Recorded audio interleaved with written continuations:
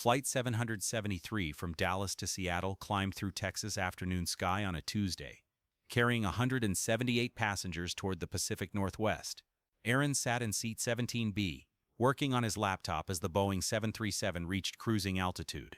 The flight was routine, smooth, unremarkable, exactly what passengers expected from modern aviation. But in the cockpit, Captain Jennifer Walsh and First Officer Marcus Chen were about to experience every pilot's worst nightmare. And in seat 8D, a retired military pilot named Colonel James Hartley was about to face a situation he'd hoped he'd never encounter again, flying an aircraft on the edge of complete catastrophic failure. Everything changed at hour 2 of the flight. Jennifer was reviewing weather patterns ahead when multiple warning alarms screamed simultaneously. The left engine fire light illuminated. Engine instruments showed catastrophic failure. Before Jennifer could process, the right engine alarm joined the chorus. Both engines failing simultaneously was so rare, so improbable that simulation training barely covered it. Engine failure. Both engines, Marcus called out, his voice tight but controlled. Jennifer's hands flew across the panel, starting APU, calling Mayday.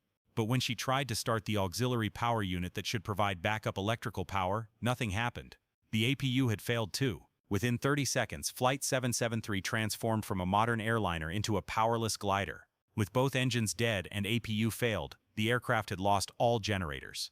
Battery power would last maybe 30 minutes, providing minimal emergency instruments. But hydraulics, flight controls, most instruments, cabin pressure, communications, all degrading rapidly. The aircraft was falling through the sky with almost no systems remaining. Jennifer and Marcus faced impossible math. They were at 37,000 feet with no engines, minimal electrical power, degrading systems, and the nearest suitable airport was Salt Lake City, over 100 miles away.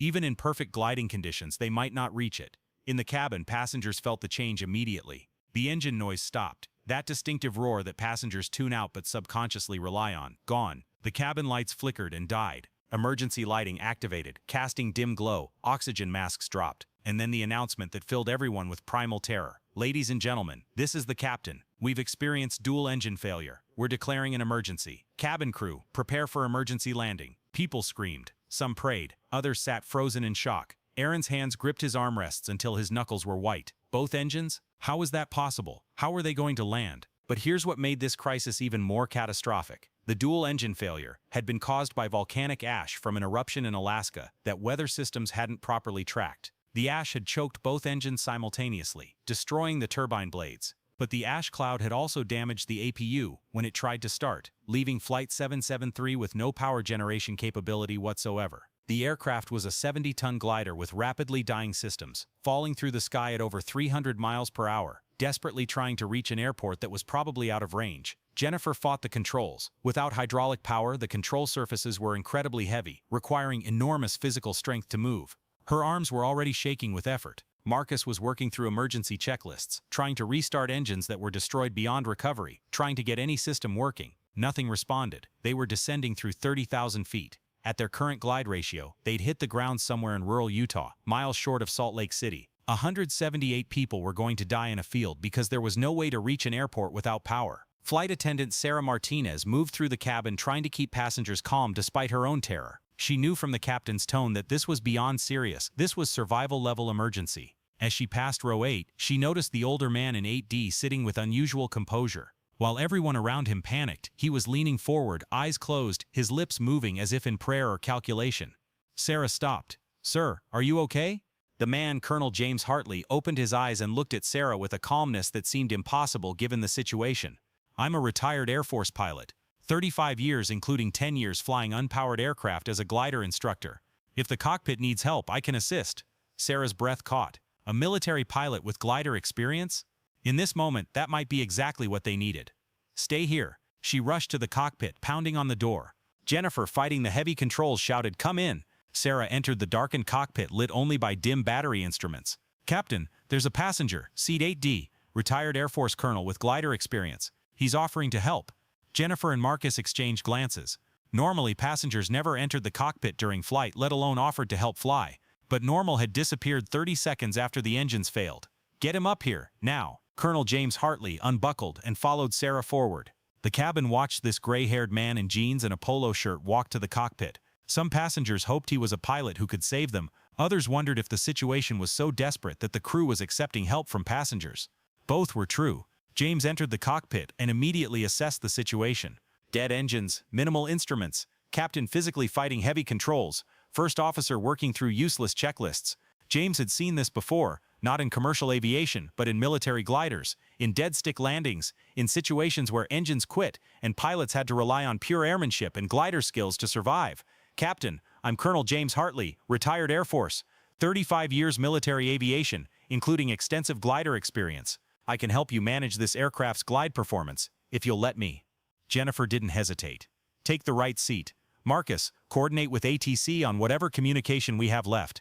Colonel, help me figure out if we can reach Salt Lake City or if we need an alternate plan.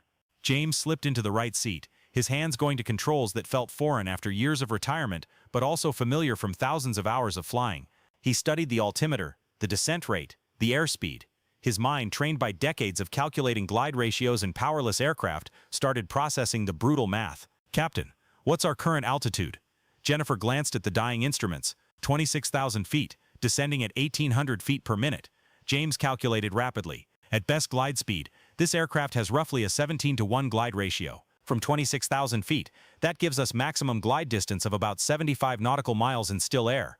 How far is Salt Lake City? Marcus checked the GPS, which was running on battery power. 88 nautical miles. James's expression grew grim. We can't make it to Salt Lake. Not without power, not with degrading systems. We need a closer option. What's between us and Salt Lake?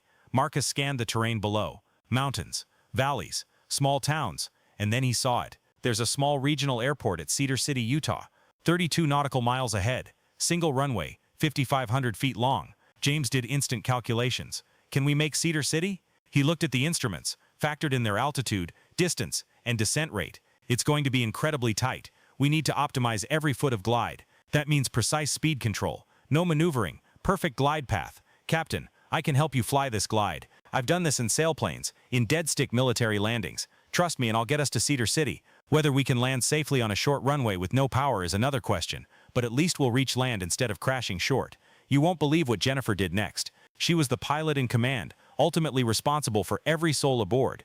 James was a stranger, a retired military pilot with glider experience but no familiarity with this aircraft type. But Jennifer had been flying long enough to know that sometimes you needed expertise from unexpected sources.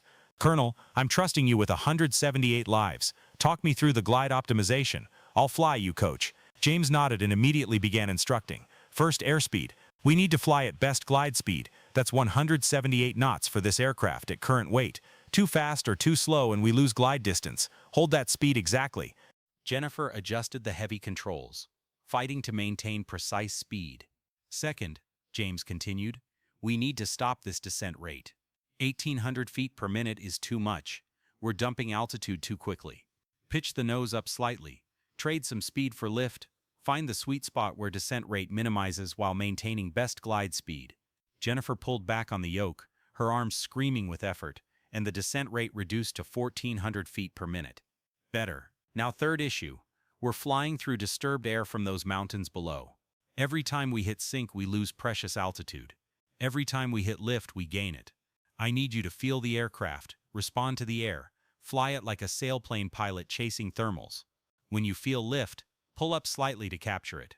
When you feel sync, push forward slightly to fly through it faster. Small corrections. Feel the air. Jennifer had never flown this way.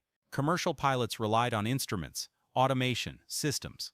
James was asking her to feel the aircraft, to sense air currents, to fly by instinct and sensation. But with instruments failing and systems dying, instinct was all they had left.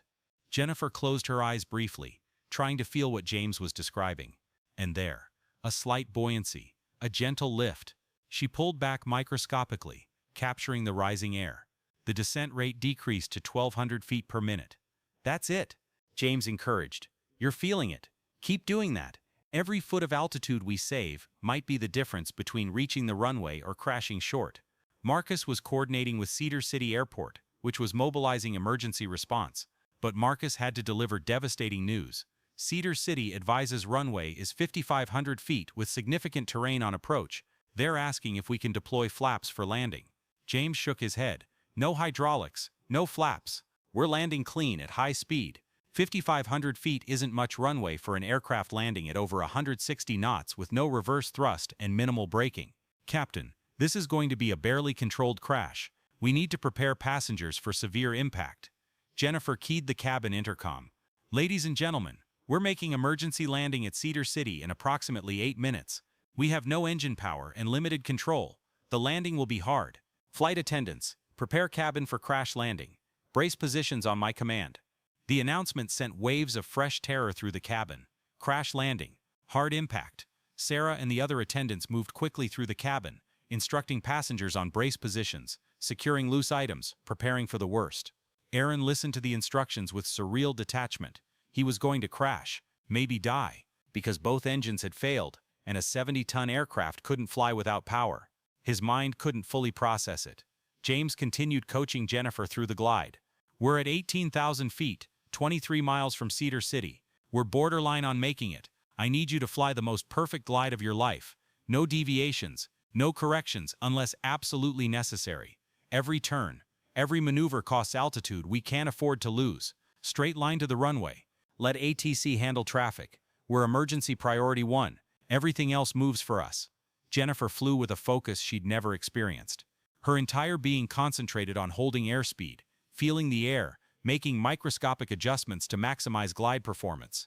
Marcus continuously updated distance and altitude. 15 miles, 13,000 feet, 12 miles, 10,000 feet. The math was agonizing. They were losing altitude faster than distance decreased. At 8 miles and 6,000 feet, James did rapid calculations. Captain, we're not going to make the runway at current glide performance. We're going to land short, probably in the valley approaching the airport. We need to extend the glide somehow. Jennifer's voice was strained. How? We have no power, no systems. How do we extend glide? James thought frantically. Decades of emergency aviation training raced through his mind. The gear. If we extend the landing gear, drag will increase, but we also create a more stable platform. It might actually improve our glide efficiency by creating beneficial airflow. It's counterintuitive, but sailplane physics suggest it might work.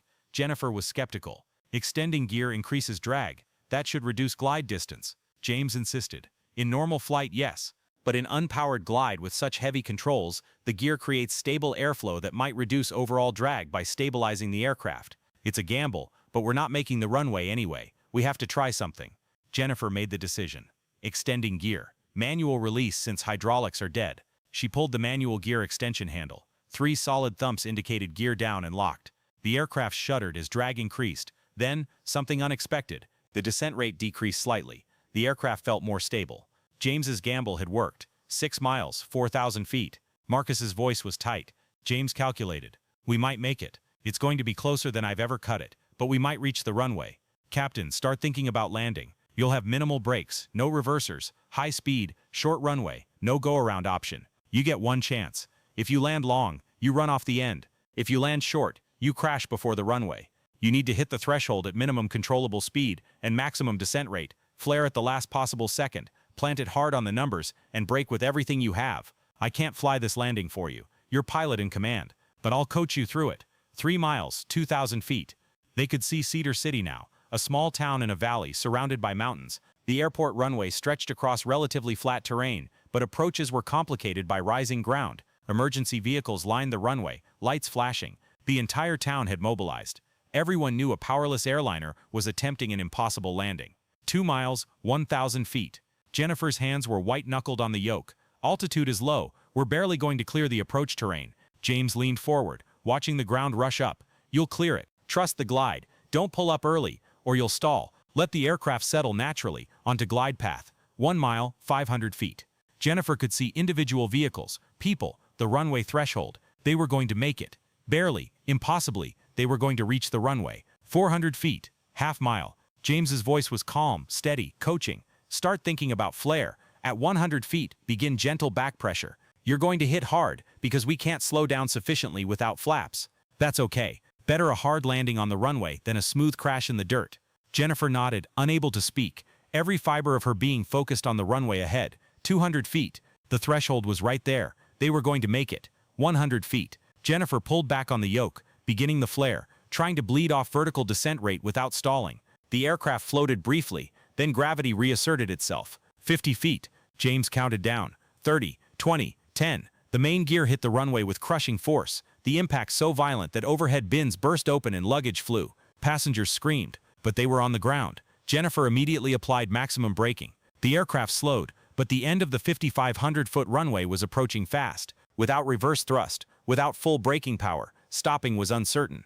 James watched the end of the runway growing closer. You're not going to stop in time. Prepare for runway overrun. Jennifer stood on the brakes, willing the aircraft to stop. 50 knots, 40. The runway end was 200 feet ahead. 30 knots, 100 feet, 20 knots, 50 feet. The aircraft rolled off the end of the runway into grass and dirt, plowing through soft ground that providentially helped decelerate the aircraft further. They came to rest 300 feet past the runway threshold, tilted slightly into a ditch, but stopped, on the ground, alive. The cabin erupted in screams, tears, and prayers of gratitude.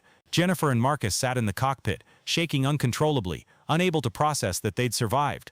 James leaned back in his seat, eyes closed, whispering thanks to God or fate or physics that the impossible glide had worked. Emergency vehicles swarmed the aircraft, slides deployed, passengers evacuated into the arms of firefighters and paramedics who'd expected to be recovering bodies, not rescuing survivors. 178 people slid down onto dusty Utah ground, most crying, some kissing the earth, all acutely aware they'd been given back their lives. Aaron stood on the ground in shock. He'd been on an aircraft that lost all power. He'd glided 70 miles in a powerless airliner. He'd watched a retired military pilot help the crew perform a miracle, and he'd survived a crash landing that by all rights should have killed everyone. His hands shook as he pulled out his phone to call his family. "I'm alive. I don't know how, but I'm alive." Around him, 177 other people were making similar calls, their voices breaking with emotion, their gratitude overwhelming. Jennifer exited the cockpit on shaking legs. She found James being helped from the aircraft by paramedics. She grabbed him in a fierce hug. "You saved us. Without your glider skills, we'd have crashed miles short of Cedar City. Every person who lived because of you." James hugged her back. "We saved them together. You flew that aircraft beautifully under impossible conditions. I just helped optimize the glide. But Captain, you did the hardest part. You trusted me, a stranger, with 178 lives. That took more courage than anything I did." The investigation revealed the full scope of how close they'd come to complete disaster. The volcanic ash that had destroyed both engines was from an unexpected eruption that weather systems hadn't properly tracked or disseminated to aviation. The ash cloud had been invisible, giving no warning before engines ingested the particulates that sandblasted turbine blades to destruction. The APU failure was a secondary result of ash damage combined with a pre-existing maintenance issue that hadn't been caught during inspection. Flight 773 had been hit by a perfect storm of bad luck: volcanic ash, dual engine failure, APU failure, no power, systems degradation, and distance from suitable airports. But the investigation also revealed the perfect storm of good luck that had saved everyone. An experienced captain, a competent first officer, and most critically, a retired military pilot with decades of glider experience who happened to be aboard and willing to help. Colonel Hartley's presence and expertise were the difference between successful emergency landing and catastrophic crash, the NTSB report concluded. His knowledge of unpowered flight, his ability to calculate and coach optimal glide performance, and his calm under pressure allowed the crew to maximize glide distance and reach Cedar City. Without his contribution, Flight 773 would have crashed in rural terrain miles short of any airport with no survivors. James became an unexpected hero, featured in news coverage worldwide, but he consistently deflected credit. "I did what any pilot with glider training would do. I shared knowledge that happened to be needed. Captain Walsh and First Officer Chen did the actual flying. They deserve the credit." But passengers disagreed.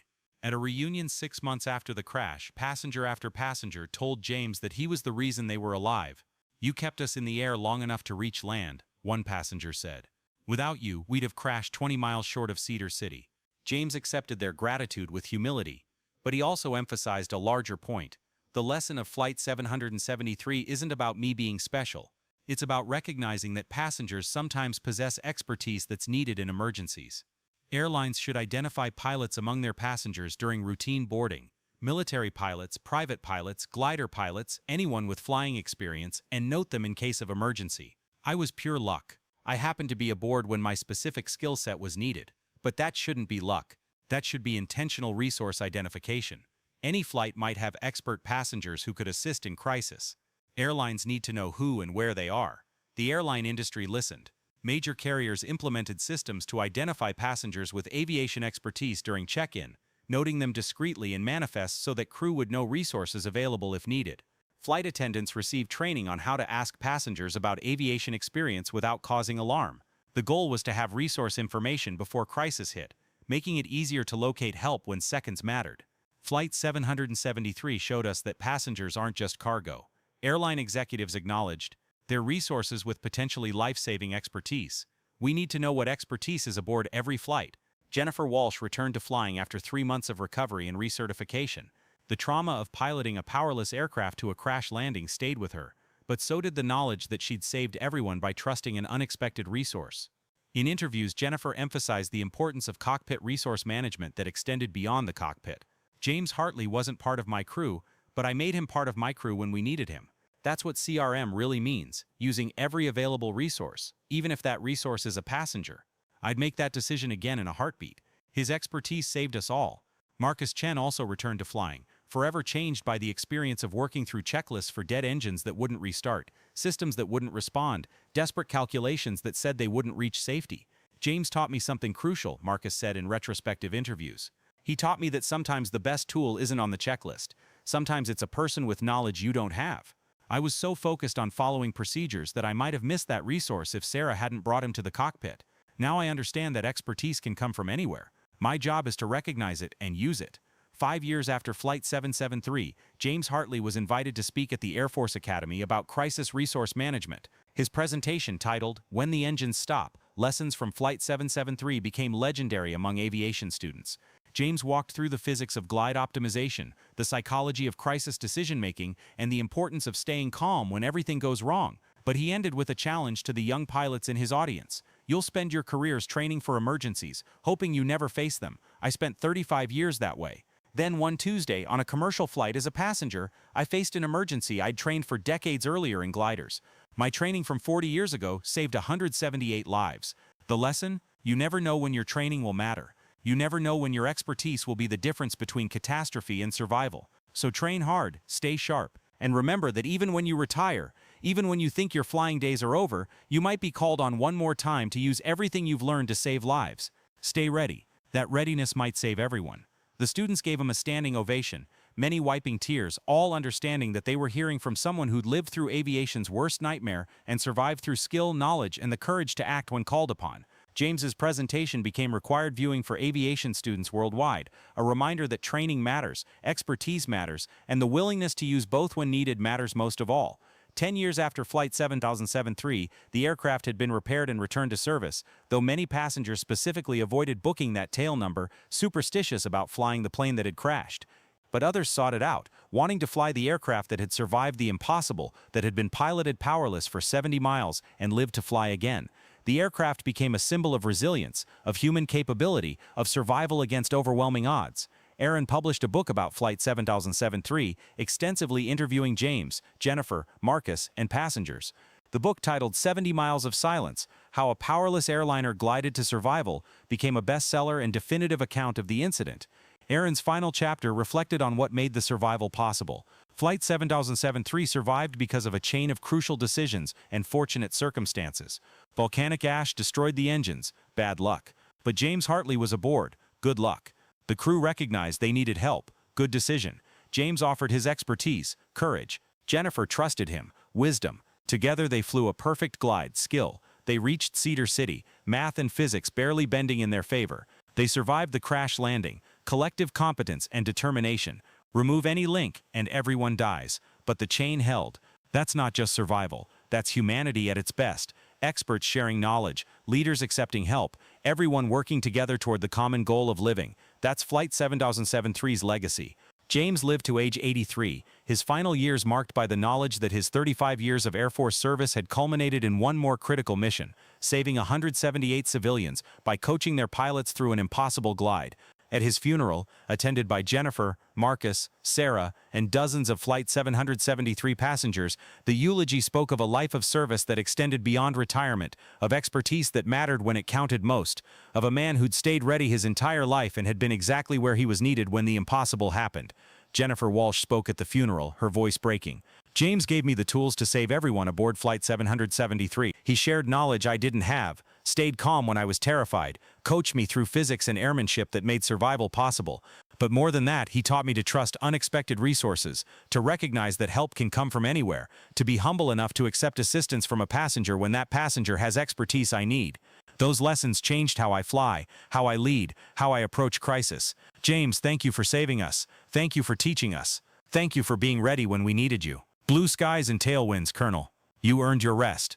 The 178 survivors of Flight 773 continued meeting annually, their bond forged in the shared experience of surviving impossible odds. At their 15th anniversary gathering, they unveiled a memorial at Cedar City Airport, a section of the runway where Flight 773 had come to rest, marked with a plaque.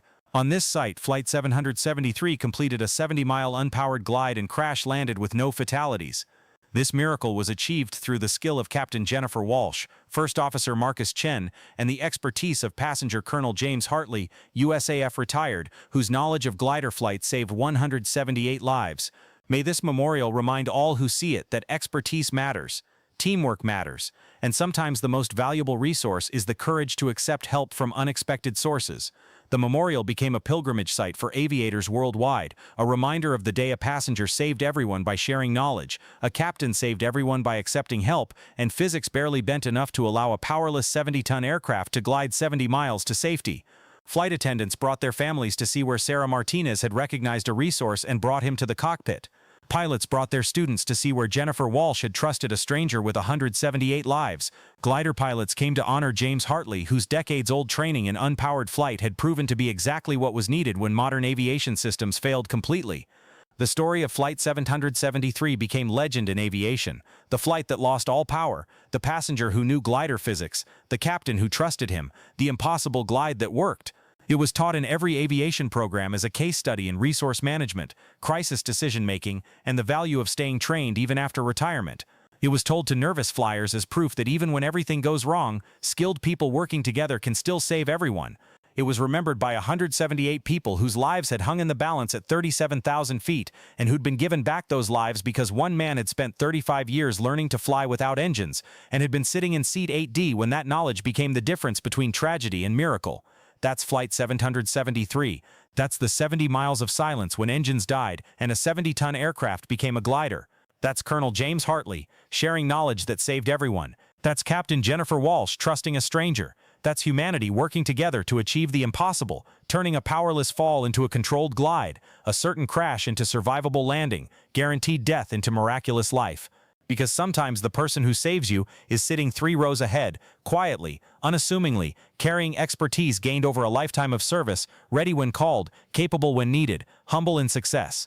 That was James. That was Flight 773. That was the day a passenger's past became everyone's only hope. And that hope, combined with skill and courage and impossible physics, was enough, barely enough, but enough. And 178 people lived to tell the story of the longest 70 miles of their lives and the retired colonel who helped them survive it.